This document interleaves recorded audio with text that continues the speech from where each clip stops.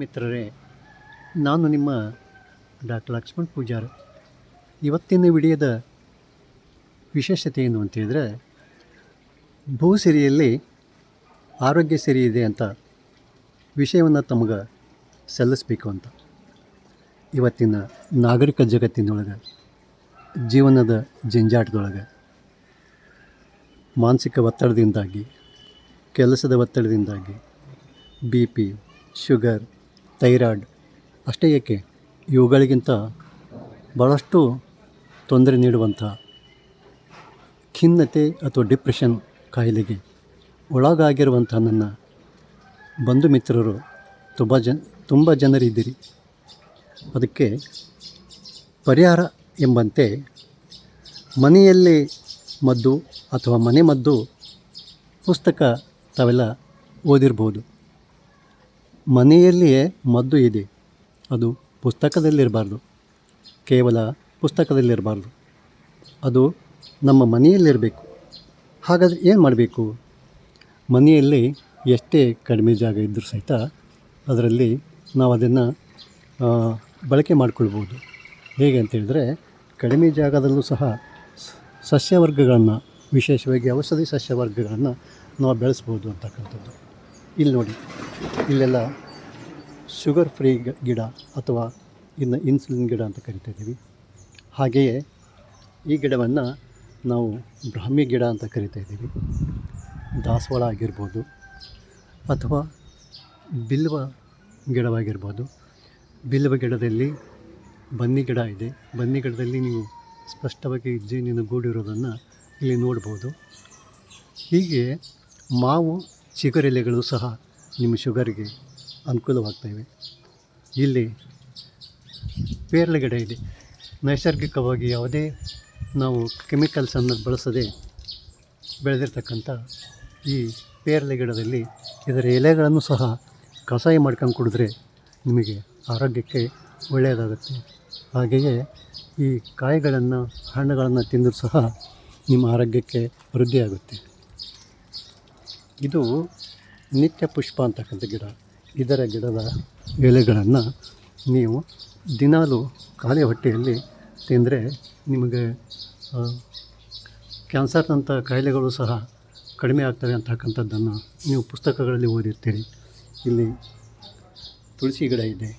ಇವು ಸಹ ನಿಮ್ಮ ಕೆಮ್ಮು ನಿವಾರಕ ಬಳಕೆ ಆಗ್ತವೆ. ಇಲ್ಲಿ ನೋಡಿ, ಇಲ್ಲಿ ಅರಿಶಿಣ ಗಿಡ ಇದೆ.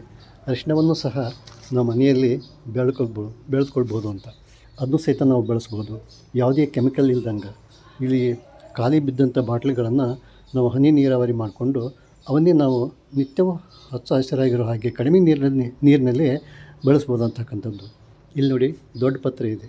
ಈ ದೊಡ್ಡ ಪತ್ರೆ ನಿಮಗೆ ಜ್ವರ ನಿವಾರಕದಲ್ಲಿ ಜೇನುತುಪ್ಪದೊಂದಿಗೆ ಸೇವಿಸ್ಬೋದು ಅಂತಕ್ಕಂಥದ್ದು ಹೇಳ್ತಾ ಇದ್ದಾರೆ. ಇಲ್ಲಿ ಅದೇ ಎಲೆಬಳ್ಳಿ, ನಿಮಗೆ ಗಾಯ ಆದರೆ ತಕ್ಷಣಕ್ಕೆ ನೀವು ಅಗಿದು ಅದನ್ನು ತಿಂದುಬಿಟ್ರೆ ಗಾಯು ಸಹ ಮಾಯವಾಗ್ತಾಯಿದೆ ಅಂತ ಹೇಳ್ತಾರೆ. ಇಲ್ಲಿ ನೋಡಿ, ಮಂಗರವಳ್ಳಿ ಅಂತ ಇದೆ. ಮಂಗರವಳ್ಳಿಯಲ್ಲಿ ನೀವು ನಿಮ್ಮ ಬೋನ್ಸ್ ಗಟ್ಟಿ ಆಗಲಿಕ್ಕೆ ಅಥವಾ ಎಲುಬುಗಳ ಗಟ್ಟಿ ಆಗಲಿಕ್ಕೆ ತುಂಬ ಸಹಕಾರಿಯಾಗುತ್ತೆ. ಮುರಿದ ಎಲುಬುಗಳ ಚಿಕಿತ್ಸೆಯಲ್ಲೂ ಬಳಸ್ತಾರೆ ಅಂತ ಹೇಳ್ತಾ ಇದ್ದಾರೆ. ಇಲ್ಲಿ ನೋಡಿ, ಅಮೃತ ಬಳ್ಳಿ ಇದೆ. ಅಮೃತ ಬಳ್ಳಿ ಅಮೃತಕ್ಕೆ ಸಮಾನ. ಈ ಅಮೃತ ಬಳ್ಳಿಯನ್ನು ಮನೆಯಲ್ಲಿ ನಾವು ಇದನ್ನ ಬೆಳೆಸ್ಕೊಂಡ್ರೆ, ನಿತ್ಯವೂ ಸಹ ಬಳಸಿದರೆ ಕಾಯಿಲೆಗಳಿಂದ ನೀವು ಮುಕ್ತರಾಗಿರ್ಬೋದು.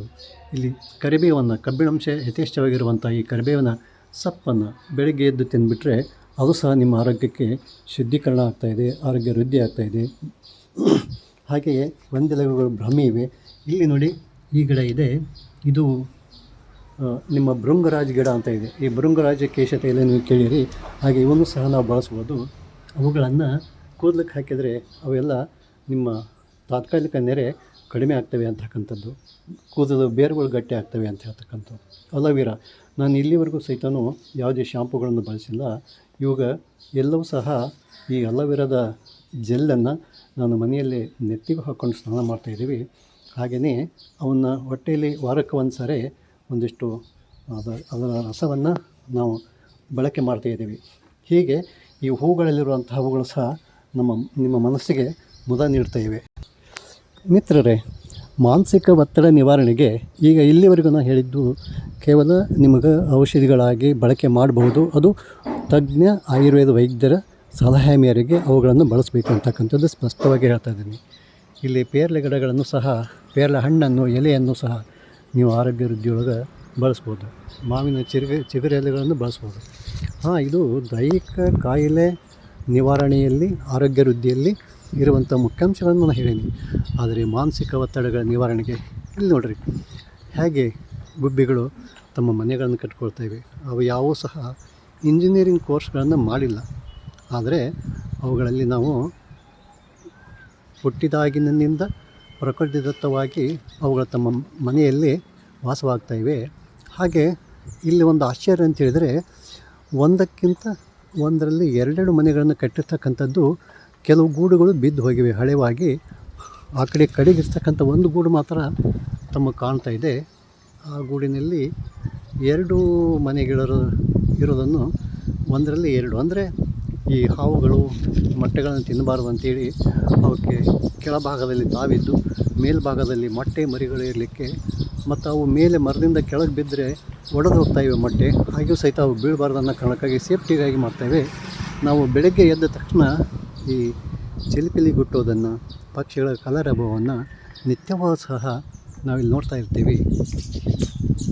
ಇವುಗಳನ್ನು ನೋಡಿದರೆ ಬರ್ರಿ, ಪ್ರಕೃತಿಗೆ ಒಳಗೆ ನೀವು ಬಂದರೆ ನೀವು ಮಾನಸಿಕ ಒತ್ತಡಗಳ ನಿವಾರಣೆ ಆಗ್ತಾಯಿದೆ. ಹಾಗೆ ಇಲ್ಲಿ ನೋಡ್ಬೋದು, ಇದರಲ್ಲಿ ಸಹ ಪ್ರಕೃತಿದತ್ತವಾಗಿ ಕೆಲವರು ಜ್ಯೋತಿಷ್ಯದಲ್ಲಿ ಹೇಳ್ತಾ ಇದ್ದಾರೆ, ಇಲ್ಲಿ ಆ ದಿಕ್ಕಿಗೆ ಜೇನು ಇರಬಾರ್ದು, ಈ ದಿಕ್ಕಿಗೆ ಜೇನು ಇರಬಾರ್ದು ಅಂತ. ಆದರೆ ಅದು ಹಾಗಲ್ಲ. ಇದು ದಿಕ್ಕು ಯಾವುದಾದ್ರೇನು, ದಿಕ್ಕು ಮುಖ್ಯ ಅಲ್ಲ. ಅಲ್ಲಿರ್ತಕ್ಕಂಥ ಪ್ರಕೃತಿಯಲ್ಲಿರುವಂತಹ ಗಿಡ ಮರಗಳು ಒಂದಲ್ಲ ಒಂದು ರೀತಿಯೊಳಗೆ ಪಶು ಪಕ್ಷಿಗಳು, ಕ್ರಿಮಿಕೀಟಗಳು ನಮಗೆ ಉಪಯೋಗ ಆಗ್ತಾಯಿದೆ ಅಂತಕ್ಕಂಥದ್ದನ್ನ ನಾವು ಪ್ರಕೃತಿಯಲ್ಲಿ ನೋಡಬೇಕು. ಹಾಗೆಯೇ ಮಾನಸಿಕ ಒತ್ತಡಗಳ ನಿವಾರಣೆಗೆ ನೀವು ಪ್ರಕೃತಿಯೆಡೆಗೆ ಬನ್ನಿ. ಹೌದು ಸರ್, ನಿಮ್ಮ ಮನೆಯ ಮುಂದೇನೋ ಈ ಪಕ್ಷಿಗಳ ಗೂಡುಗಳಿವೆ, ಗಿಡ ಮರಗಳಿವೆ, ನೋಡ್ತಾ ನಿಲ್ತೀರಿ ಅಂತ ಹೇಳ್ಬೋದು. ಆದರೆ ನೀವು ಸಹ ನಿಮ್ಮ ಮನೆಯ ಮುಂದೆ, ಮನೆಯೊಳಗೆ ಕಡಿಮೆ ಬಿಸಿಲಿನಲ್ಲಿ, ಕಡಿಮೆ ಬೆಳಕಿನಲ್ಲಿ ಬೆಳೆಯುವಂಥ ಗಿಡಗಳು ತುಂಬ ಇರ್ತವೆ. ಅವುಗಳನ್ನು ನೋಡಿಕೊಂಡು ನೀವು ನಿಮ್ಮ ಮನದ ಒತ್ತಡವನ್ನು ನಿವಾರಣೆ ಮಾಡಿಕೊಳ್ಬೋದು. ಮಾನಸಿಕ ಒತ್ತಡಗಳ ನಿವಾರಣೆಗೆ ನಿಮ್ಮ ಮನೆಯ ಸಮೀಪ ಇರುವಂತಹ ಪ್ರದೇಶಗಳಲ್ಲಿ ಗಿಡಗಳಿಗೆ ನೀವು ಕೃತಕವಾಗಿಯೂ ಸಹ ಅವುಗಳ ಗೂಡುಗಳನ್ನು ಕಟ್ಟಿದರೆ, ಕೆಲವು ಗುಬ್ಬಿಗಳು ನಿರಂತರವಾಗಿ ಬಂದು ಅಲ್ಲಿ ವಾಸವಾಗಿ ಮೊಟ್ಟೆಗಳನ್ನಿಟ್ಟು ಮರಿಗಳನ್ನಾಗಿ ಮಾಡಿಕೊಂಡು ಹೋಗುವಂಥ ಪ್ರಕ್ರಿಯೆ ನಮ್ಮ ಮನೆಯಲ್ಲಂತೂ ಈ ಹಿಂದಿನಿಂದ ನಡೆದು ಬಂದಿದೆ. ಹಾಗೆ ಮೊಟ್ಟೆಗಳು ಸಹ ಮರಿ ಮಾಡಿರೋದನ್ನು ತಾವು ತೋರಿಸ್ತೀವಿ, ನೋಡ್ಬೋದು. ಇಲ್ಲಿ ಸಹ ನಿಮ್ಮ ಮನೆಗಳಲ್ಲೂ ಸಹ ಅಂಥ ಗೂಡುಗಳನ್ನು ಕಟ್ಟಿ ಪಕ್ಷಿಗಳಿಗೆ ಕುಡಿಲಿಕ್ಕೆ ಅವಕ್ಕೆ ನೀರಿನ ಪಾತ್ರೆಗಳನ್ನು ಮನೆಯ ಸಮೀಪ ಇಟ್ಟು ನೀರು ಕುಡಿಲಿಕ್ಕೆ ಅನುಕೂಲ ಮಾಡಿಕೊಡಿ. ಹಾಗೆಯೇ ಅವುಗಳಿಗೆ ಕಾಳು ಕಡಿಗಳನ್ನು ಹೊರಗಡೆ ಇಟ್ಟರೆ, ಹುಳ ಹತ್ತಿದ ಕಾಳುಗಳನ್ನಿಟ್ಟರೆ ಅವು ಕಾಳುಗಳನ್ನು ತಿನ್ನೋದಿಲ್ಲ, ಹುಳುಗಳನ್ನು ತಿಂತಾಯಿವೆ. ಆದರೆ ನೀವು ಕೇವಲ ಹುಳುಗಳಿಲ್ಲದ ಕಾಳುಗಳು ಇದ್ದರೆ, ಅವು ಹುಳ ಸಿಗದೇ ಇದ್ದಾಗ ಬಂದು ತಮ್ಮ ಹಸಿವನ್ನು ನೀಗಿಸ್ಕೊಳ್ತಾಯಿವೆ. ಹಾಗೆ ಪ್ರಕೃತಿಯನ್ನು ನೀವು ಉಪಯೋಗ ಮಾಡಿಕೊಳ್ಳಿ, ಪ್ರಕೃತಿಯೊಳಗೆ ಬೆರೀರಿ. ನಿಮ್ಮ ಮಾನಸಿಕ ಒತ್ತಡಗಳ ನಿವಾರಣೆಗೆ ಎಲ್ಲೇ ಹೋಗಿ ನೀವು ಒಂದು ಮಾರ್ಕೆಟ್ಗೆ ಹೋದರೂ, ಸಂತೆಗೆ ಹೋದರೂ, ಅಥವಾ ಮದುವೆ ಮುಂಜಿ ಜಾತ್ರೆ ಎಲ್ಲೇ ಹೋದರೂ ಸಹ ಮಾನಸಿಕ ಒತ್ತಡಗಳ ನಿವಾರಣೆ ಆಗೋದಿಲ್ಲ. ಪ್ರಕೃತಿ ಜೊತೆಗೆ ನೀವು ಬೆರೆತಾಗ, ಭೂಮಿ ತಾಯಿಯೊಂದಿಗೆ ನೀವು ಬೆರೆತಾಗ ಅಲ್ಲಿ ನಿಮಗೆ ಶುದ್ಧ ಗಾಳಿ ಸಿಗ್ತಾಯಿದೆ, ಭಾವ ಶುದ್ಧಿ ಆಗ್ತಾಯಿದೆ, ಮನಃಶುದ್ಧಿ ಆಗ್ತಾಯಿದೆ, ಒತ್ತಡಗಳ ನಿವಾರಣೆ ಆಗ್ತಾಯಿದೆ. ಈ ಖಿನ್ನತೆ, ಡಿಪ್ರೆಷನ್ ಅಂಥ ಕಾಯಿಲೆಗಳು ಸಹ ದೂರವಾಗ್ತವೆ. ಈ ಪಕ್ಷಿಗಳ ಚಿಲಿಪಿಲಿ ಗುಟ್ಟುವಿಕೆಯನ್ನು ನೋಡಿ, ಅವುಗಳ ಮಾತುಗಳನ್ನು ಆಲಿಸಿ, ಅಲ್ಲಿ ಕ್ರಿಮಿಕೀಟಗಳಿದ್ದರೆ ಅವುಗಳ ಚಲನವಲನಗಳನ್ನು ವೀಕ್ಷಿಸಿರಿ. ಹಾಗೆಯೇ ಹರಿಯುವ ನೀರು, ಹಳ್ಳ ಆದರೇನು, ತೊರೆ ಆದರೇನು, ಅವುಗಳ ಜುಳು ಜುಳು ಹರಿಯುವುದನ್ನು ನೋಡಿ. ಆಮೇಲೆ ಅಲ್ಲಿ ಕೆರೆ ಕಟ್ಟೆಗಳಿದ್ದರೆ ಅವುಗಳಲ್ಲಿ ಮೇಲೆ ಸುಯ್ ಅಂತ ಸಾಗುವಂಥ ಗಾಳಿಗೆ ಅವು ಅಲೆಗಳು ಏಳ್ತಾಯಿವೆ, ಅವುಗಳನ್ನು ನೋಡಿ. ಹಾಗಾದಾಗ ನಿಮ್ಮ ಮನಸ್ಸಿಗೆ ಮುದ ನೀಡ್ತಾಯಿದೆ. ಇಲ್ಲಿ ನಿಮ್ಮ ಮನಸ್ಸು ನೆರಳಾಗ್ತಾಯಿದೆ, ಖಿನ್ನತೆಯಿಂದ ಹೊರಗೆ ಬರ್ತೀರ. ಹಾಗೂ ಶುಗರ್ ಮತ್ತು BP ಕಂಟ್ರೋಲ್ಗೆ ನೀವು ಹೊರಗಡೆ ಹೋಗಬೇಕಾಗಿಲ್ಲ. ಮನೆಯ ಛಾವಣಿ ಮೇಲೇನೋ, ಮಾಳಿಗೆ ಮೇಲೇನೋ, ಅಥವಾ ಬಯಲಲ್ಲಿಯೋ ಒಂದು 10 ನಿಮಿಷ ಕನಿಷ್ಠ ತಜ್ಞರಿಂದ ತಿಳಿದುಕೊಂಡು ಪದ್ಧತಿ ಪ್ರಕಾರ ಪ್ರಾಣಾಯಾಮಗಳನ್ನು ಮಾಡಿ, ಒಂದು 10 ನಿಮಿಷ ಧ್ಯಾನ ಮಾಡಿ, ಅದು 10ರಿಂದ 30 ನಿಮಿಷ ಕನಿಷ್ಠ ಮಾಡಬೇಕು. ಅದು ನಿಮ್ಮ ಮಾನಸಿಕ ಒತ್ತಡಗಳ ನಿವಾರಣೆಗೆ ಅನುಕೂಲವಾಗಿ ಆಗ್ತಾಯಿದೆ. ಇಲ್ಲಿ ಧ್ಯಾನ ಮಾಡೋದಲ್ಲ, ಧ್ಯಾನದೊಳಗೆ ಇಳಿಯೋದು ಅಂತ. ಹೇಗೆ ಅಂತೇಳಿದರೆ, ಎಲ್ಲ ವಿಚಾರಗಳಿಂದ ನೀ ಯಾವಾಗ ಮುಕ್ತನಾಗ್ತೀಯ ಆಗ ಧ್ಯಾನದೊಳಗೆ ಇರ್ತೀಯ. ಮನಸ್ಸಿನ ಈ ಒಂದು ಕೈಯಲ್ಲಿ ಯಾವುದಾದ್ರು ವಸ್ತುವನ್ನು ಹಿಡ್ಕೊಂಡಾಗ ಆ ಕೈ ಭಾರ ಆಗ್ತಾಯಿದೆ.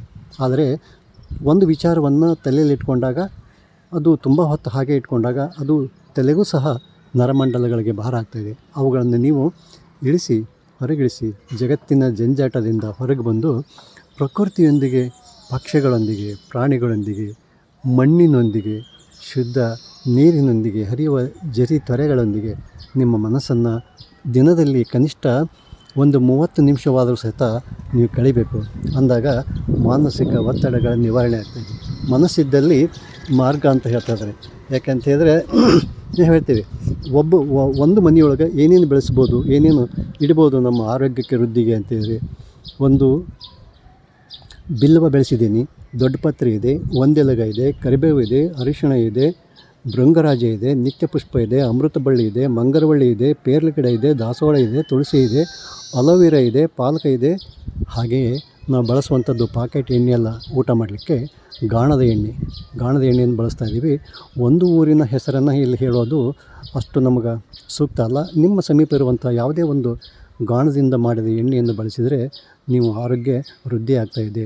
ನೀವು ಪ್ಲಾಸ್ಟಿಕ್ ಕವರ್ನಲ್ಲಿ ಬಿಸಿ ಸಾರನ್ನು, ಇಡ್ಲಿ ಸಾಂಬಾರು ಕಟ್ಕೊಂಬಂದರೆ ಆ ಪ್ಲಾಸ್ಟಿಕ್ ಕವರಲ್ಲಿ ಕಟ್ಕೊಳ್ತಾ ಇದ್ದಾರೆ. ದಯಮಾಡಿ ಹಾಗೆ ಒಯ್ಬೇಡಿ ಮನೆಗೆ, ಅದು ನಿಮ್ಮ ಆರೋಗ್ಯಕ್ಕೆ ಮಾರಕ ಆಗ್ತಾಯಿದೆ. ಏನೇ ಇದ್ದರೂ ಸಹಿತ ನಿಮ್ಮ ಆರೋಗ್ಯ ವೃದ್ಧಿಗೆ ನಿಸರ್ಗದತ್ತವಾದಂಥ ಮಣ್ಣಿನ ಪಾತ್ರೆಗಳನ್ನು ಅಥವಾ ಸ್ಟೀಲ್ ಪಾತ್ರೆಗಳನ್ನು ಅಥವಾ ಪ್ಲಾಸ್ಟಿಕ್ ವಸ್ತುಗಳಿಂದ ಬಿಟ್ಟು ಇನ್ನು ಬೇರೆ ನಿಸರ್ಗದತ್ತ ಗಾಣದಿಂದ ಮಾಡಿದಂಥ ಎಣ್ಣೆಗಳನ್ನು ಬಳಸ್ಕೊಂಡು ಆರೋಗ್ಯವನ್ನು ವೃದ್ಧಿ ಮಾಡಿಕೊಳ್ಳಿ. ಹೀಗೆ ನಿಮ್ಮ ಮನೆಗೆ ಎ ಸಿ ಹಾಕಬೇಡಿ. ಎ ಸಿ ಬದಲಾಗಿ ಅಲ್ಲಿ ಗಿಡ ಮರಗಳನ್ನು ಬೆಳೆಸಿ. ನೀವು ಫ್ಯಾನ್ನಲ್ಲಿ ಯಾವುದೇ ಆಮ್ಲಜನಕ ನಿಮ್ಗೆ ಸಿಗೋದಿಲ್ಲ. ಫ್ಯಾನ್ ಇದ್ದ ಗಾಳಿನೇ ಧೂಳವನ್ನು ನಿಮ್ಮ ಮನೆಯಲ್ಲಿ ತಿರುಗಿಸುತ್ತೆ ಅಷ್ಟೇ. ಸ್ವಲ್ಪ ಹೊತ್ತು ತಣ್ಣಗೆ ಮಾಡ್ಬೋದು, ಆದರೆ ಶಾಶ್ವತವಾಗಿ ಅಲ್ಲ, ನಿರಂತರವಾಗಿ ಅಲ್ಲ. ಆದರೆ ಒಂದು ಗಿಡವನ್ನು ಬೆಳೆಸಿ, ಆ ಗಿಡದಿಂದ ನಿಮಗೆ ಆಮ್ಲಜನಕ ಸಿಗುತ್ತೆ. ಸಾವಯವ ಎಲೆ ಉದುರಿದರೆ ಅವೇ ಸಾವಯವ ಗೊಬ್ಬರ ಆಗ್ತಾಯಿವೆ. ನಿಮ್ಮ ಮನೆಯಲ್ಲಿ ಉಳಿದ ಕಸಗಳನ್ನು ಸಹಿತ ಒಂದು ಡಬ್ಬದಲ್ಲಿ ಹಾಕಿ ಅದನ್ನೇ ಸಾವಯವ ಗೊಬ್ಬರ ಮಾಡಿ ನಿಮ್ಮ ಗಿಡಗಳಿಗೆ ಬಳಸಿ. ಹೊರಗಿನಿಂದ ಯಾವುದೇ ಖರ್ಚು ಇರೋದಿಲ್ಲ. ಹೀಗೆ ಪ್ರಕೃತಿ ದತ್ತವಾಗಿ ನೀವು ಜೀವನ ಸಾಗಿಸಿದರೆ ನೀವು ಆರೋಗ್ಯದಲ್ಲಿ ಮಾನಸಿಕ ಆರೋಗ್ಯ, ದೈಹಿಕ ಆರೋಗ್ಯ ಕಾಪಾಡಿಕೊಳ್ತೀರಾ. ಇಲ್ಲಿ ನೋಡಿ, ನಾನು ಇವಾಗ ವೃತ್ತಿಯಲ್ಲಿ ಪ್ರೊಫೆಸರ್ ಆಗಿ ನಿವೃತ್ತನಾಗಿದ್ದರೂ ಸಹ ಈಗ ನನಗೆ ನೋಡಿದಾಗ ಹೇಳ್ತಾಯಿದ್ರೆ ಕೂದಲುಗಳು ಸಹ ಹಾಗೇ ಇವೆ. ಅಂದರೆ ನಿವೃತ್ತಿ ಥರ ಕಾಣೋದಿಲ್ಲ. ಯಾಕೆಂದರೆ ನಾನು ಪ್ರಕೃತಿಯೊಂದಿಗೆ ಇದ್ದೀನಿ, ಪ್ರಕೃತಿಯಲ್ಲಿ ಬೆರೆತಿದ್ದೀನಿ. ಕೆಲವರು ಇದ್ದಾರೆ, ತುಂಬ ಗಿಡಗಳನ್ನು ಹಚ್ಚಿದ್ದೀವಿ. ನಮ್ಮ ಹಿರೇಕೆರೂರು ಕಾಲೇಜಿನಲ್ಲಿ ಇದ್ದಾಗ, ಸರ್ಕಾರಿ ಪ್ರಥಮ ದರ್ಜೆ ಕಾಲೇಜು ಹಿರೇಕೆರೂರಿನಲ್ಲಿ, ಅಲ್ಲಿ ತುಂಬ ನೀರು ನಿಂತು ಈ ಗಿಡದ ಬೇರುಗಳು ಕೊಳೆತು ಹೋಗ್ತಿದ್ವು. ಆದರೆ ನಾನು ಮನಗಂಡು ಅಲ್ಲಿ ಬಸಿಗಾಲುಗಳನ್ನು ಮಾಡಿ ಅಲ್ಲಿ ದೊಡ್ಡ ಗುಂಡಿ ತೋಡಿ ತಗ್ಗಿನ ಪ್ರದೇಶದೊಳಗೆ ನಾವು ಗಿಡಗಳನ್ನು ನೆಟ್ಟಿವಿ. ಈಗ ಅಲ್ಲಿ ಅಯ್ಯೋ ಇಲ್ಲಿ ಗಿಡ ಬೆಳೆಯೋದಿಲ್ಲ ಅಂತಂದರು. ನಾವು ಬೆಳೆಸಿ ಮನಸ್ಸಿದ್ದಲ್ಲಿ ಮಾರ್ಗ ಅಂತ ಹೇಳ್ತಿದ್ದಾರೆ, ಬೆಳೆಸಿದ್ವಿ. ಈಗ ನೋಡಿದರೆ ಹಿರೇಕೆರೂರು ಕಾಲೇಜಿನಲ್ಲಿ ಪ್ರತಿಯೊಬ್ಬರು ಹೋದಾಗ ಹೇಳ್ತಾ ಇದ್ದಾರೆ, ಪೂಜಾ ಸರ್ ನಾವು ಈ ಬಿಸಿಲಲ್ಲಿ ಗಿಡ ಮರಗಳ ನೆರಳಿಗೆ ಕೂತ್ಕೊಂಡಾಗ ನಿಮ್ಮನ್ನು ನೆನೆಸ್ಕೋತೀವಿ ಸರ್ ಅಂತ. ಸಾಕು, ಅದಕ್ಕಿಂತ ಹೆಚ್ಚಿನ ಸೌಭಾಗ್ಯ ನನಗೆ ಏನಿದೆ? ನಾವು ಹೋಗುವಾಗ ಏನನ್ನು ಹೊತ್ಕೊಂಡು ಹೋಗೋದಿಲ್ಲ. ನಾವು ಎಷ್ಟು ದಿವಸ ಇರ್ತೀವಿ, ಹೋಗುವಾಗ ನಮ್ಮ ಹೆಜ್ಜೆ ಗುರುತುಗಳನ್ನು ಬಿಟ್ಟು ಹೋಗಬೇಕು. ನಾವು ಮಾಡಿದ ಕಾರ್ಯಗಳು ಶಾಶ್ವತ ಹೊರತು ನಮ್ಮ ದೇಹ, ಮನಸ್ಸು ಇವು ಶಾಶ್ವತ ಅಲ್ಲ. ಹಾಗಾಗಿ ಪ್ರಕೃತಿಯನ್ನು ಕಾಪಾಡಿ, ನಿಮ್ಮನ್ನು ಪ್ರಕೃತಿ ಕಾಪಾಡುತ್ತೆ. ಭೂತಾಯಿಯನ್ನು ಕಾಪಾಡಿ, ಭೂತಾಯಿ ನಿಮ್ಮನ್ನು ಸಂರಕ್ಷಣೆ ಮಾಡ್ತಾಯಿದ್ದಾಳೆ. ನಿಮಗೆ ಶುದ್ಧ ಗಾಳಿ, ಶುದ್ಧ ನೀರು, ಸಂಪೂರ್ಣ ಪೋಷಕಾಂಶಯುಕ್ತವಾದಂಥ ಆಹಾರ ಪ್ರಕೃತಿಯೊಂದಿಗೆ ಸಾವಯವ ಕೃಷಿ ಮಾಡಿದಾಗ ನಿಮಗೆ ಲಭ್ಯ ಆಗುತ್ತೆ. ಹಾಗಾಗಿ ತಾವು ಆರೋಗ್ಯ, ತಮ್ಮ ಮಾನಸಿಕ ಆರೋಗ್ಯ, ದೈಹಿಕ ಆರೋಗ್ಯ ಶುದ್ಧಿಯಾಗಲಿ, ಹೆಚ್ಚಾಗಲಿ ಅಂತ ಹೇಳ್ತಾ ತಮ್ಮೊಂದಿಗೆ ಇಷ್ಟು ವಿಷಯವನ್ನು ಹಂಚಿಕೊಂಡು ತಾವೆಲ್ಲ ವೀಕ್ಷಿಸಿದ್ದಕ್ಕಾಗಿ ತುಂಬ ಹೃದಯದ ಧನ್ಯವಾದಗಳು.